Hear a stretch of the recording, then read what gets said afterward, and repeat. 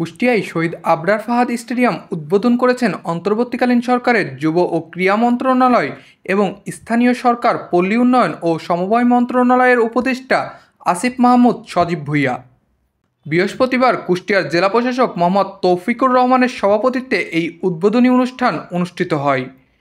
এ সময় অন্যদের মধ্যে উপস্থিত ছিলেন যুব ও ক্রীড়া মন্ত্রণালয়ের সচিব মোহাম্মদ রেজাউল মাকসুদ জাহিদি, জাতীয় ক্রীড়া পরিষদের সচিব Mohammad Aminul Islam NDC, Kushtia police super Mohammad Mizanur Rahman, জেলা পরিষদের প্রধান নির্বাহী কর্মকর্তা মুকুল কুমার মৈত্র, শহীদ আবরার ফাহাদের বাবা মোহাম্মদ বরকতুল্লাহ, কুমারখালী উপজেলার নির্বাহী কর্মকর্তা এস.এম. মিকাইল ইসলাম সহ স্থানীয় এলাকাবাসী।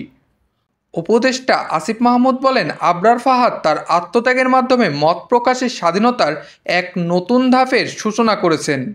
আবরার ফাহাদ শুধু একটা নাম নয়, এটি আগ্রাসন বিরোধী লড়াইয়ের একটা জার্নি, যার ধারাবাহিকতায় এসেছে জুলাই গণ অভ্যুত্থান, যাকে সামনে রেখে হাজারো ছাত্র জনতা রাস্তায় নেমে আসে এবং ফ্যাসিবাদী শক্তিকে পরাজিত করতে সফল হয়। তিনি আরও বলেন, সারা দেশে বিভিন্ন সরকারি স্থাপনাগুলোকে জুলাই অভ্যুত্থানে শহীদদের নামে নামকরণ করা হবে, যার ধারাবাহিকতায় আজ শহীদ আবরার ফাহাদ স্টেডিয়ামের নামকরণ করা হয়েছে।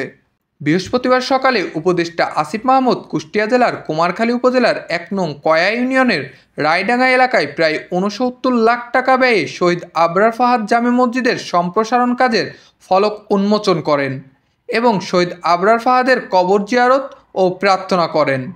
মুসাব্বির আল নাফিজ, আপডেট শিরোনাম।